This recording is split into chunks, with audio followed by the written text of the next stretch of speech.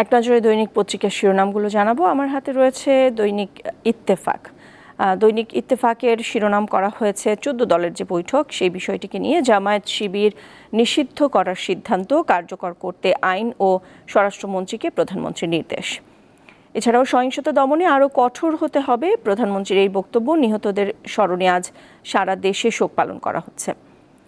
পাশাপাশি ছাত্র হত্যার বিচার দাবিতে বিক্ষোভ, সড়ক অবরোধ, চট্টগ্রামে শিক্ষার্থীদের লাঠিপেটা, বরিশালে ছাত্রলীগের হামলা, আহত 30, অর্ধশত আটক, এই বিষয়গুলোকে দৈনিক ইত্তেফাকের শিরোনাম হিসেবে দেওয়া হয়েছে। এবার দৈনিক প্রথম আলোতেও একই বিষয়গুলো আসলে গুরুত্ব পেয়েছে। জামায়াত শিবিরের নিষিদ্ধের সিদ্ধান্ত 14 দলের বৈঠকে। প্রধানমন্ত্রী শেখ হাসিনার সভাপতিত্বে 14 দলের শীর্ষ নেতাদের বৈঠকে এই সিদ্ধান্ত নেওয়া হয়, এই বিষয়টিকে গুরুত্ব দেওয়া হয়েছে। পাশাপাশি মন্ত্রিসভার বৈঠক, কোটা সংস্কার আন্দোলন ঘিরে নিহতদের স্মরণে দেশব্যাপী আজ শোক, এই বিষয়টিকে গুরুত্ব দেওয়া হয়েছে।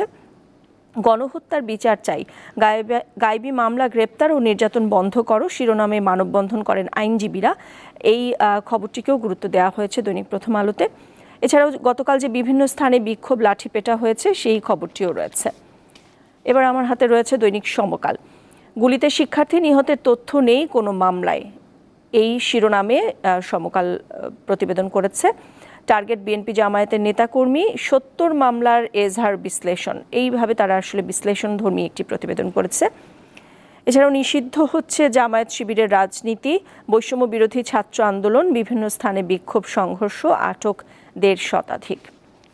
এবার আমার হাতে রয়েছে দৈনিক যুগান্তর। দৈনিক যুগান্তরেও গতকাল যে কর্মসূচিগুলো ছিল বৈষম্য বিরোধী ছাত্র আন্দোলনের, সেই খবরটিকে গুরুত্ব দেওয়া হয়েছে। ঢাকাসহ কয়েক জেলায় কর্মসূচি পালন, শিক্ষার্থীদের বিক্ষোভের চেষ্টায় পুলিশি বাধা। গণভবনে ছাত্রলীগ নেত্রীরা অতি বামপন্থীরা জামায়াত শিবিরের লেজুর বৃত্তি করছে, প্রধানমন্ত্রীর এই বক্তব্য দিয়ে এই শিরোনাম করেছে দৈনিক যুগান্তর। প্রধানমন্ত্রীর সঙ্গে 14 দলের বৈঠকের খবরটিও আছে, শিরোনাম করা হয়েছে জামায়াত শিবির নিষিদ্ধের সর্বসম্মত সিদ্ধান্ত। এছাড়াও সংকট নিরসনে রাজনৈতিক নেতাদের অভিমত, সব দল নিয়ে বসার পরামর্শ, এটি একটি বিশ্লেষণধর্মী প্রতিবেদন। এবার আমার হাতে রয়েছে দৈনিক কালের কণ্ঠ।